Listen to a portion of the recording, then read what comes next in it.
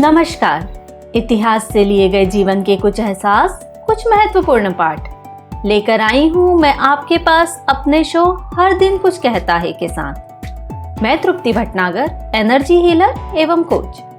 मेरा मानना है हर दिन हमसे कुछ कहता है, शायद जीवन को बेहतर बनाने का एक प्यारा सा संदेश देता है।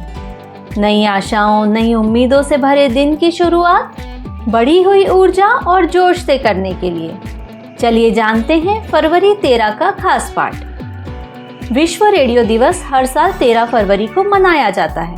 आपको याद होगा जनवरी 13 को हमने पब्लिक रेडियो ब्रॉडकास्टिंग डे मनाया था। 2010 में स्पेन रेडियो अकादमी ने विश्व रेडियो दिवस मनाने का प्रस्ताव रखा, जिसे 2011 में यूनेस्को के सदस्य देशों ने और 2012 में संयुक्त राष्ट्र महासभा ने स्वीकार कर लिया।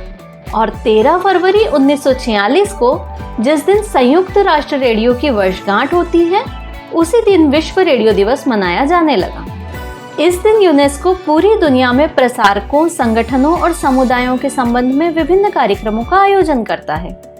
रेडियो की शुरुआत कनाडा के वैज्ञानिक रेगिनॉल्ड ने 24 दिसंबर 1906 को की थी।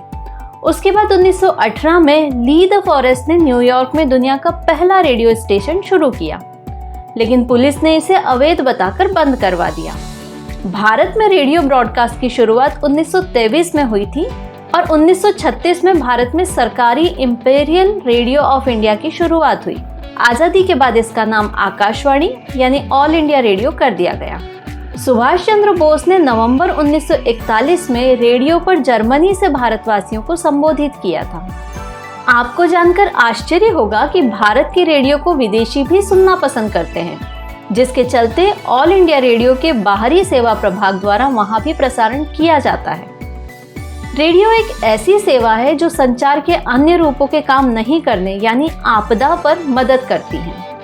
और आज फरवरी के दूसरे मंडे को national clean out your computer day भी होता है। तो आप बताइए, आपने अपने मोबाइल या कंप्यूटर को आखिरी बार कब क्लीन किया था? याद नहीं आ रहा? कोई बात नहीं। तो आज का दिन परफेक्ट है आपके सभी या सबसे ज़्यादा उपयोग में आने वाले डिवाइस को बाहर से साफ और डेटा को ऑर्गेनाइज करने का। और अंत में, क्या आप जानते हैं 13 फरवरी 1879 को स्वतंत्रता सेनानी सरोजिनी नायडू का जन्म हुआ था और 13 फरवरी 1931 को भारत की नई राजधानी के रूप में दिल्ली का उद्घाटन किया गया था। दिल्ली को राजधानी बनाने की घोषणा 12 दिसंबर 1911 को हुई थी। इससे पहले भारत की राजधानी कलकत्ता थी।